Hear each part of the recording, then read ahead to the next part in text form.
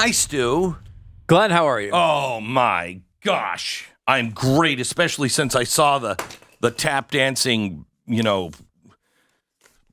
tap dancing. I don't even know. So you liked it? I loved it. This is right up your alley. Oh, it is. Yeah. I, for one, think Broadway generally sucks. Yes. So I have no interest in the art form. Yeah. Don't really get it. Yeah. So to me, right off the bat, it's not interesting. But you love this stuff. I do love this stuff. I do. I don't like it at the White House. I'd like to know, what did that video cost us? Okay.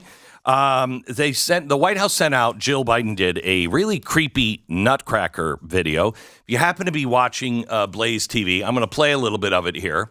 But my problem with this is not what I think everybody else's problem is.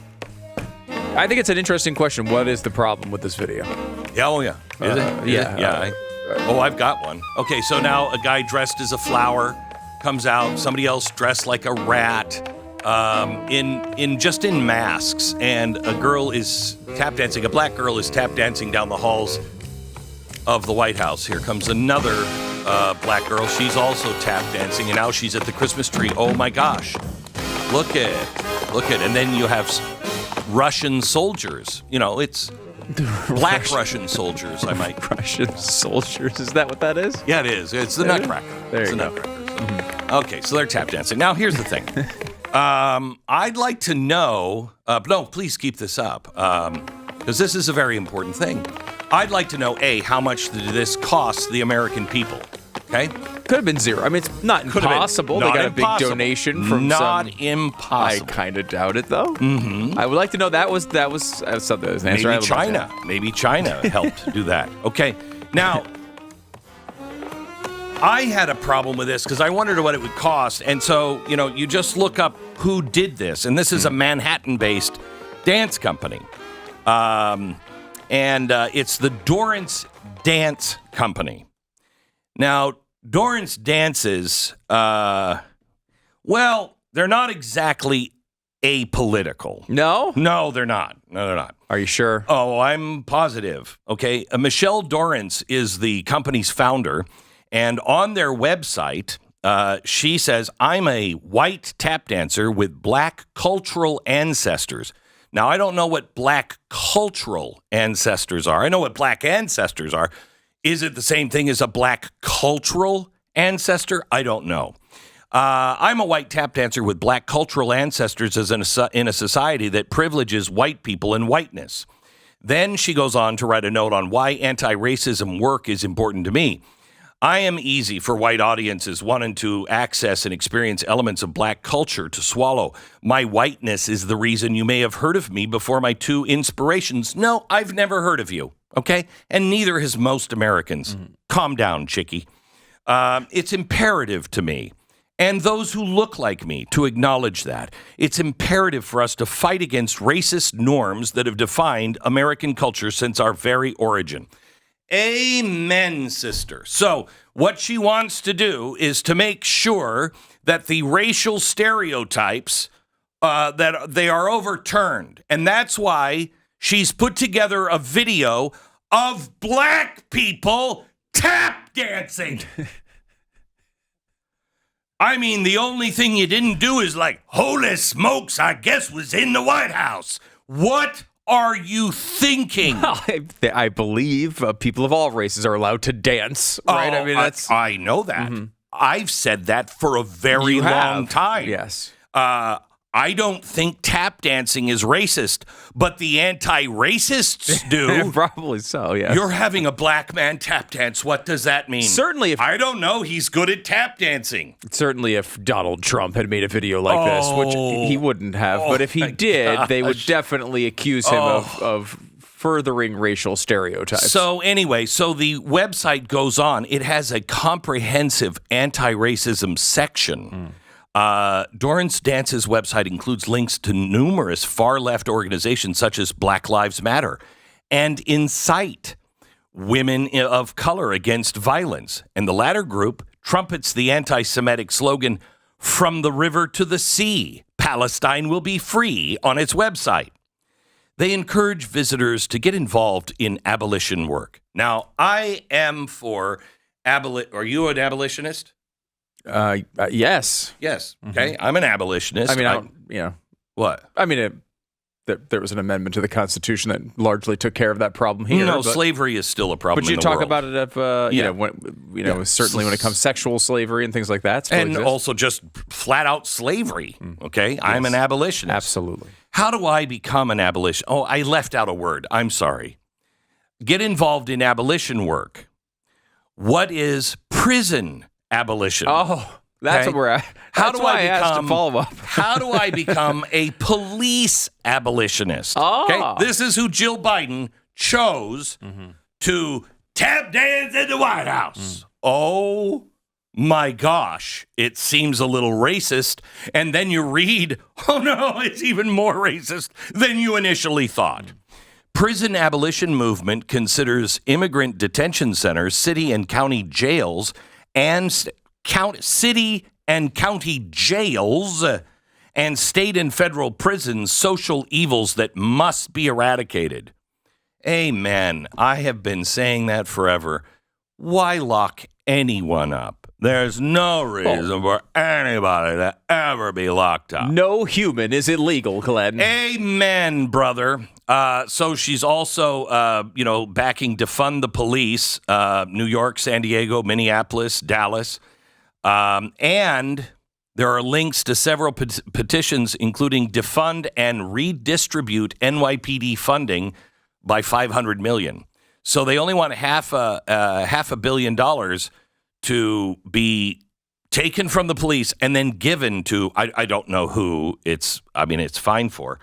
Another petition demands that Gretchen Whitmer and Senator Bernie Sanders and the Justice Department free every black person incarcerated on marijuana-related charges.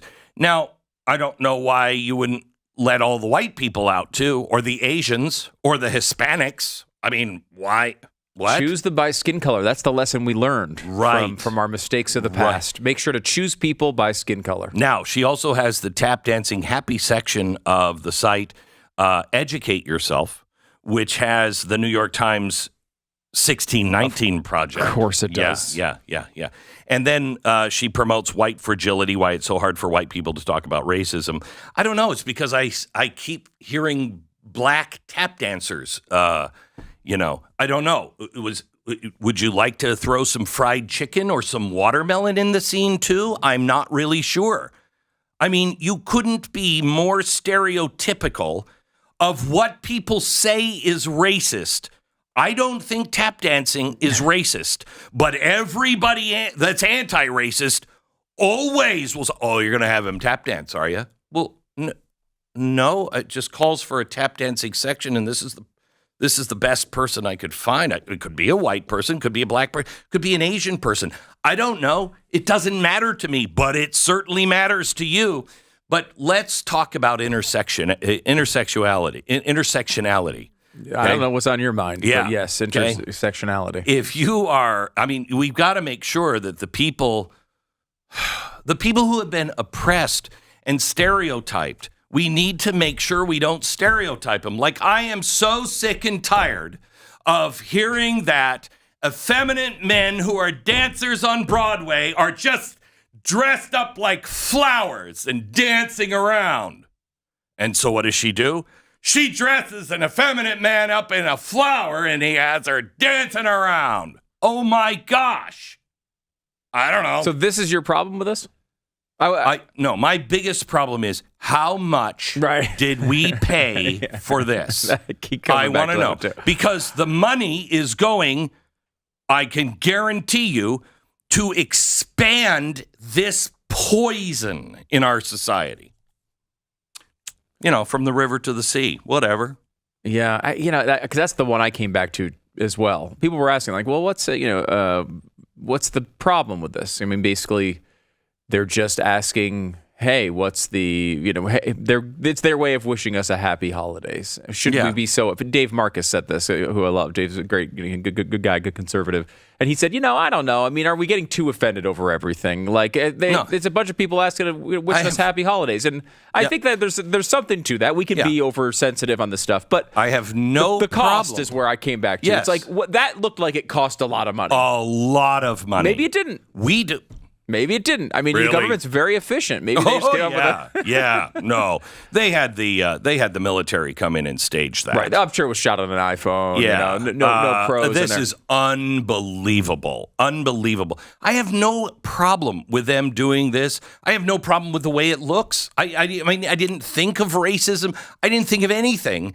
All I thought of at first was, what did this cost us? And then I started looking into it, and then I see who's doing it. And I'm like, oh, so we're also funneling money to anti-racist propaganda, to racist people, and she wants to make sure the stereotypes are broken, and so she has black people tap dancing. I can't take it. I just don't want my government using resources for this. If you really want to stretch, right? Yeah. The very last second of this video is a text screen that says happy holidays or something. Mm-hmm. That's about as much as I want from you. I don't even need that. I don't need you to wish me happy holidays at all. I don't gone need you are to the do days where we just sent a Christmas card. Right.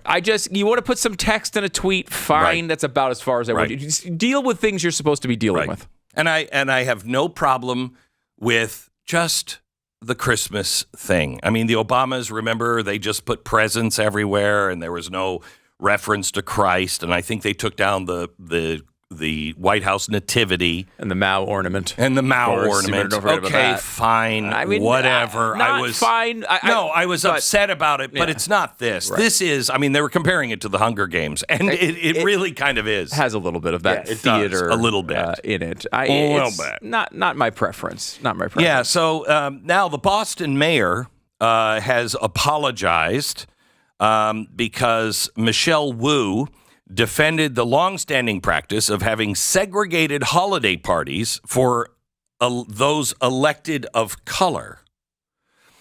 So they sent out an email to all of the elected representatives and said, hey, we're having a holiday party for elected of color.